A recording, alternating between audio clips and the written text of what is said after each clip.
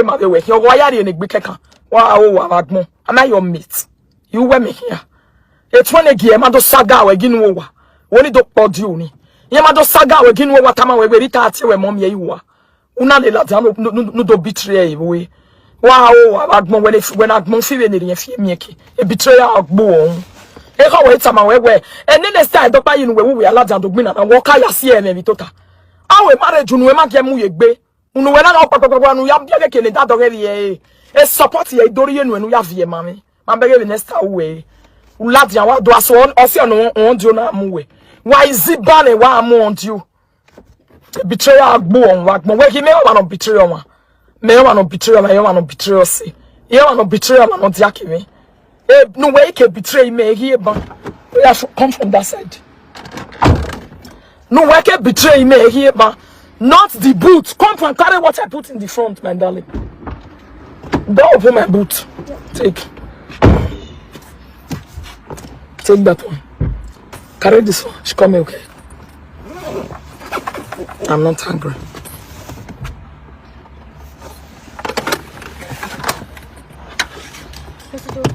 Oh, yeah, close the door. No, go let me have a friend of Moya anyway. Me, your panu, ya segbe no zuwa. Ya segbe no blabono e ka we utale here. Unu wo ye na ogi. Unu we give na give ati. Uso agberi tane na ya na zo bonya na ya na lezave. Even we mokinga na leze na menirita. No ya so. Wow, agbeba bo fie kun lelu. Wa ya me preach be YouTube. Ya na leze me no ru ho ba said. Why am I preaching with YouTube? They no more web with Facebook. Ya analyze you on. You time millennia. Uwe, I mean, no setting. Uwe, my affair, no, we are the do support you. My get you are we. We are the do total and do a green and in your green and when I get buya, no give a green and because you will if I can't have a street. I have a fat where the city buya no give a green and you want a fat where the city buya. I have a fat no way to a woman who not dey here can wait here ko working here ma bof yakun lelue o wa mamu worry mamu we ko kweta mu we la dey Facebook do gume agba to tie bo gume tie nu ana me we ilas ku igbofo na la we gbe ne school nu we wa den ilas ku yore ke ya me preach o ma gume fi we so talk do ata we ne na be doctor o ri bege we YouTube water ya fi gume if a boss yakun lelu e bagmon unu ogbo e wa re Facebook we e ri uge saga uge no sunu be saga uge no sunu nene saga uje 24 hours pa iwe sagare kason kavan e ma me yari mu na yan dore when es leve gome ne gome ti file na be street o me we no hu me wa ho we no ma ne gbo e we no mini hu me wa mini hu me no ladian awa ya doye pokopoko they one on Facebook me we had go we wa mago me kwa we no me o pe ti mo pe mi le asiola we kere gbe no we agbe me gbe ni mefo o pe ti mo pe mi le mi asiwela o gbe me na ka gbo we kere no ni mi agbo we o so ni na ka gbo we ba bo la we gbe go inside that for me. Do you have the key? Yeah, my key for the car. Take my car key. I will ring up. Oh yeah. Enjoy. If we are my when not doing me, wa. E kwirita la ogi aseto with yan na wa na kibe na be kun mi. If a bo fie kun lelu aya we ya de. Si o la din ba da. Ba bo fie kun lelu e. Wa o. Esta dopa iwo ya fie me ke noji. O we marriage am pa o we la wa. Ula dia do asote mi nu mi e bagbon. Betrayal agbo unu wegu wegbe yegbe nwa ri unu wela de ke na mana tie wegu o ma no mai wa la dia ga we to ma wa la dia unu we aja do joro wo ma no re mo wo ma na gbon no wo ma na gbon no wa ga ga ma no re mu dia o jara no zo pe ne zo bi ho wa ga gun awon eyi ono na no a wa ga gun o wi mo we no reply ya Facebook that time nu gele ya we ti onu la yin egbere nu reply yan agbo ewe bi agbe yan weregbe onyo edi ade no we jore no bi omo ze ne betrayal sisi we man me gita mu we na sisi we man because ti a o finye o man aga buene bi yobe wa vie mane me nuwa ya la jam Facebook u ga teme gba igbog my phone iri eyoto o ho no ga class je phone we adora de o yan gbeluwa o si e na mi ewe eri o hon dio mu wa o dio mu we se mi opa because when last bazi ba fun many meje na won je do amu we gba ma me nu we je adopọ dio ime wa o wa gbon ba bo fie kun le luwe wo yan po dio me na ka wa po dio me gbe na ma mi we ya le lu viera bije when no mami we ya le liwa be Facebook we na degi ego wo kegbo wa ho utama me my darling people, just a moment, let me block this person.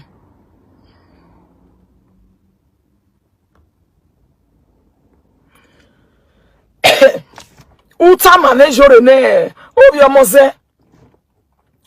uwe ema ya ni go wegmi na me Facebook wi ya de do support we iriwu ya we iwe iriwu ya we no na we ni ya go we ya gbe no gi di malu enwa mi na go na ma be no gi agagmi na yemu we no wo wa yemu we no wo wa no ma na ya support o ma mo do support we why la je on do aye picture na post e wo ya support me u vie ma na na wo wa udo aye picture na post do ya support igu egu yode I complain yode a fe no rioma no wo ma unyege o me o dan o da bazo pe me zo gbogbo ogbu e ma ya no gugbe na me Facebook gbogbo ya sekini yanje igbogbo ya me ya sekini gweje according to you what to the story man me no wa ya like gbe ye wetin ya gbogbo we run down me me no wa ya like gbe ye de gbogbo o ti gbogbo we ya sekini meji igbogbo we ya sekini meji igbogbo lawe egbegbere o na so aka e willy cheti e mati me a willy cheti also we are kokobiri was here inaso they will not see any naso go let na ya that form no ya tie bono that form when we bread e beg we marriage ovi abo we marry we kokobiri marry we ovi gbo ya we gbe ball ori e fiata bo fie kun le luwe e kin ovi gbo you we do ayo o ma no gbenere gba na ya duwe o ma nere gba na e kin ovi gbo you we do o ya duwe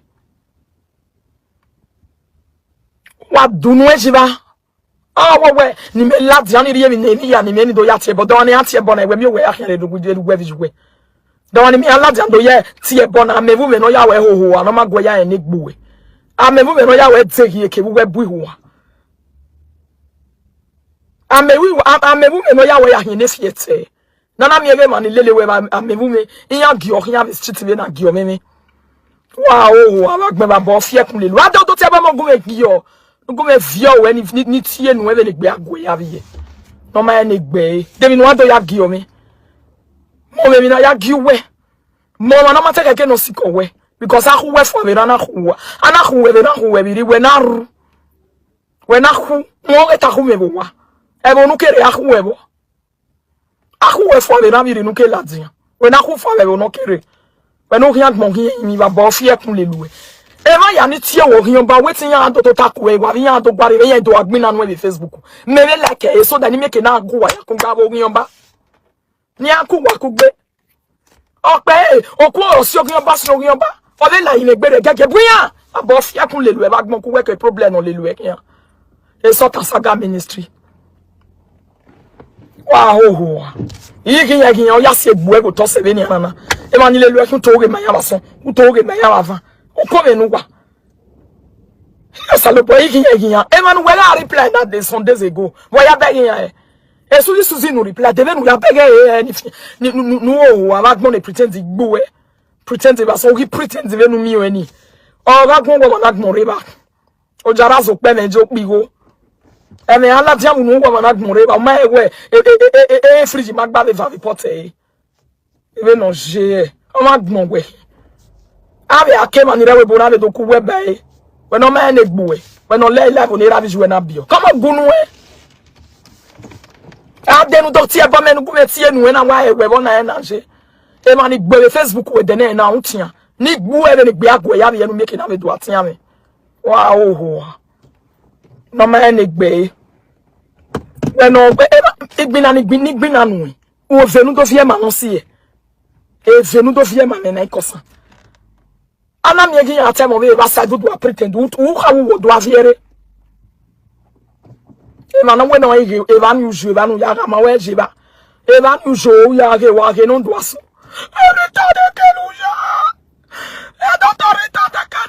We're not depressed in every ever song. Pagunuwe. All ranwe. Me wala ke ini dinuwe nuwera. Ini de nuwera. Demi no ado ya tama. Facebook unanje ba mwigo yomo. Facebook unanje ya lele me ari Nigeria. Facebook unanje mi ya fefefe. No ato ogibi mana. Facebook unana ante everything. Gaya atiti comment ye manana. Atiti nu wewe eni anu eni ehi. Me na ya atiti cheboni me. Unu we me now. Wale do kama me ni got yebomi. Wale mu video gume got yebomi. Wale mu video kama me we ni yewe. Uma ya Facebook yan se zo nu wa na yan bu no pa ya agweko. Wa o wa gbe ba fa ofie kun lelu e un jano gba be. Egie. Buyan. E ma no onu do le gbe na le gbagbo mi ki na oho. Buyan. Buyan gbe ni me kiku weri efu wo magbon. Wo anu yare panu na e panu yare yo ebodo. Ije depression first class. Depression worry when the depression mu ere gba. Ene gbo egole only time we ni gbe agbo yabe. When on you matiti. Wa o wa magbon. When on you bogwa le do hia mi ranga mi no ye mu we bo e ki gbo we bo na. Mi ya ize kanya we Facebook na. Wa hia o ya mo bia no gizu ase o hia ya mo wa mo ladia. Obi gbo be leswe na yiwo wa. Wo da se ba dere wo ha me yan yare go no YouTube yan yare no na do to take we ba ya no go ware we ya fe no ke gbegbe. O marie ya fone o hiri yo na mi mama my mom even wa the dese na ya we ya polu go Facebook ma no ye je avese wo rie we no rie hwe no ma we rie hwe no ma ni abu wa ni o wa no se ma like illiterate we then it tata we see me veni ya kan we ya bo fie kun leluwe ono ye bonyu we matiti be ni ana atiti we ri wo bonyu we man no man egbe where you are my doctors it tell you where you have your bonyu we man illegal wow ugi onu we ya me ugo onu ya na ya dem ma ya no re Facebook no make na me settlement we ni emi ya de we amuri ya wa ri okhari you o jabazo pe me zo bigo e no lati amu no wa no me wo ha go wa gbon ge fridge gba be va fridge se ba ni abege wo mo pa mo wa anything ijoro ma mo ya fe o ya mo ya fe mo fe we no mozo when the depression logo omozo we him egu wozo ijoro no ya mozo do we man wozo me egu we ime itamu we na wa wozo ya we was na different we say video ma oni ya wakbo a na different we say video because ozo hin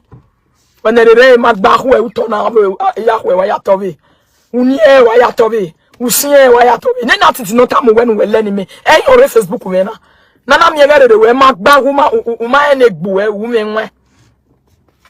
men wa he de dese na wu me nwe ene no lati amu no oye gbokogbo agere no wa no gun ama ba ho wa e oye zuwo o ma ba ho ama me we ha lele da je fridge magba be va be pote atoge magberi obomo million de keloje wo wa no we be Nigeria me isi me no wa wo wa no se lekpe guy yi those days o ma so we no me awa me ni reki oba ya we juri ime itamu we na awa me no ni reki oba ya we almost wo hindu man na mumu yubi me ni ritana mo ye we mo you we hin agbo egbe wode o ma gbon we hin when mumu when am werere yo mu werere when e nwe when ya de gebe atiti low we ni o gi low we no o gi fi ogbe ken na ade Facebook we do a comment be ge ge we magba when e nwe we no ma no je e mumu ki joro zu ogbe ezu obun gbegbu emi ni wa dislike we ni zu ogbe ma no zu o ma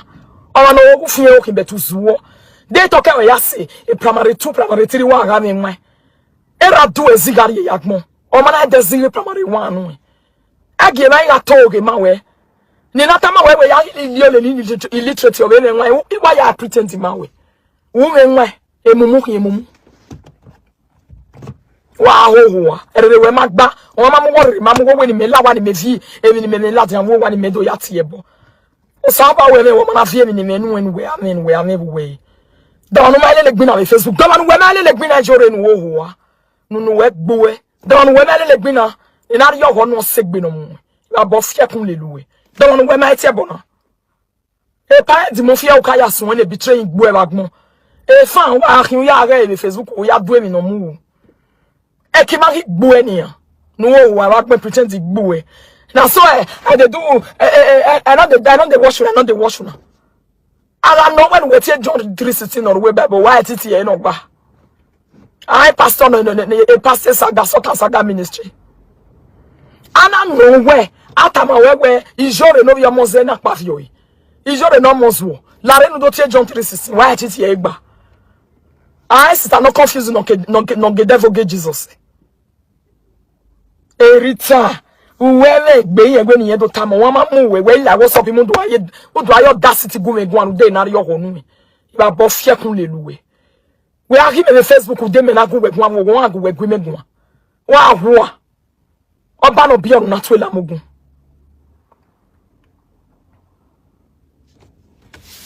uri oho e me nu je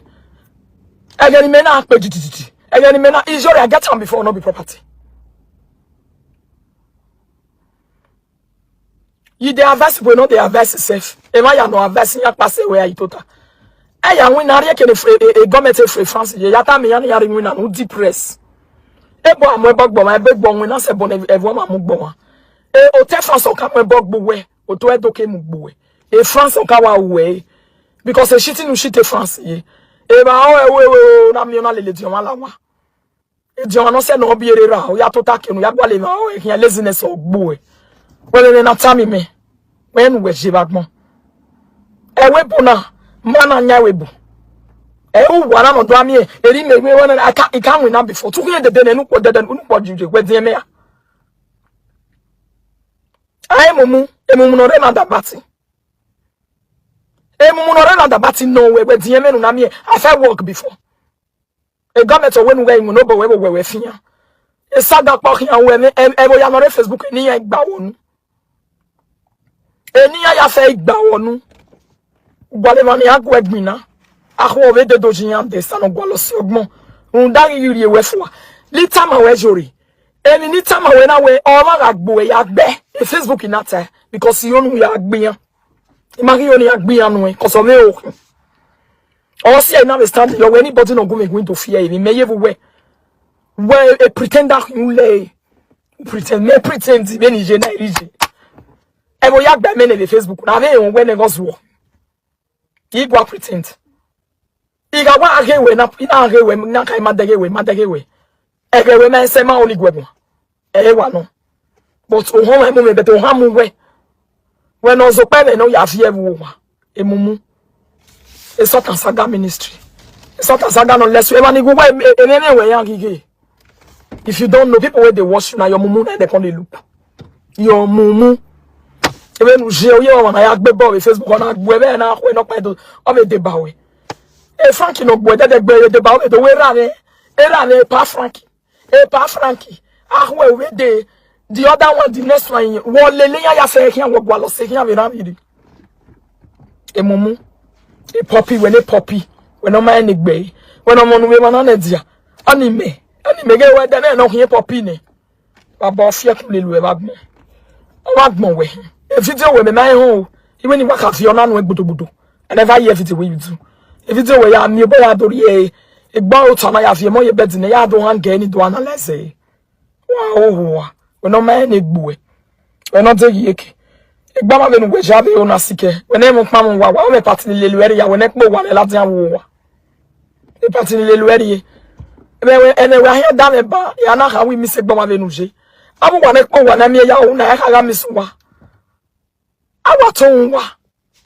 ye ti ton wa we dey here ya we ya o we mami we mati u le gbu we wanna share this video for me my darling people stand we ya o no we me den na no we ya hion si e the no western ai jori no western e nu gwa la ya no hion le we ri agbon wa ya be ogweva temi nu gwe wa ri agbon wa ya be o hion le we la una o magi to ta magbon we fe nu to fi e ma nge yiri ati yiri Facebook ni ya ta ma we yan agbo enu agbo yan o hi mi nwe because igba wa ni wan tan wa e betrayal wa hin orun we sagin wa o se una me gba we sagun wa igun wa ya ho wa me hu we kedere yo adenia igbina no we igbina na sisi mo gewe no ya igbina do ma we gewe no free emumu we ne mumu no ma ne gbe ahi be gewe no ya igbina yore ne direction ahi be gewe no ya igbina no gbina ma no le gbina kedere yo ade wo wa iderita we ga le rita gbina we ga gberita yen do settle with you yeah me la red na le onu ku meta ma we ornanti ikwe Facebook emi no ya ina he o se na yin ya me ni nekwe ami wa na yin ya me nekwe le ni me ritaji uwe me ya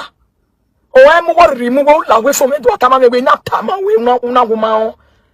e mi o kan gba hin o we ho e mi o kan gba hin o we ho una tama me makowe we se no gwi me go me you wo jetie we ha ma we jore mi na we we wow water ma ni besta even so besta ni wo be do ti oni se e remote o hian gbuwe o se na tama we nu lai we fo mere we gbegu me wan ya wodo abo wa ne re ma gbana akulu wa kwa be na ko me ne fi ere we ma gba ahu e we egbina me waso iya ho de gbe we change ne be na e chameleon abo la we gbegbe no ma yin no je when depression ya mu were ya be France ebo hu no ayare wanu ya tota Nigeria ni adolere we no tuku baji do tota ye Facebook wa repeat em pa gbasi we no ma ni gbe isa no fie fefe we no ye fe 1 minute won we do gwi megun me do we o ma be no we so gwi megun disrespect me when do are your honu e disrespect ogbo we abo la we gbe bagbon we ne gbo we azenu do tie bode bonu we kati we no ma ne gbogbo no nyu enyu atu go bi gbogbo wa nyu we na titi o bi gbogbo ewu wa nyu we na titi o se o mara mi o bi do no we gbe yawo ewu o ma mi ewu o bi ehun o ma mi bi ro ma mi ro po mi no we ri ewe jore e two face awaro pa ro no ri ewe egbe ereru we no wi je ni this time na di pe yawo ai iya magwalo e laziness we no e da wa gbe wa ro wo mo eru mi hu dori hu la ja mi Facebook de Facebook ma re ori era e ana me wo yo be we future o pe anori wo we to uzozu won o ma ene gbe o se ona we gbona ya we ya gbegbebu o bi gbona ya we gbegbebu o ibe ladia mi ati ege Frank ubudenu wari ye me wa ho ibudenu ri e me ho we ni so vi gbo illiteracy ogbo ho yere wa o na gbon we ime wo we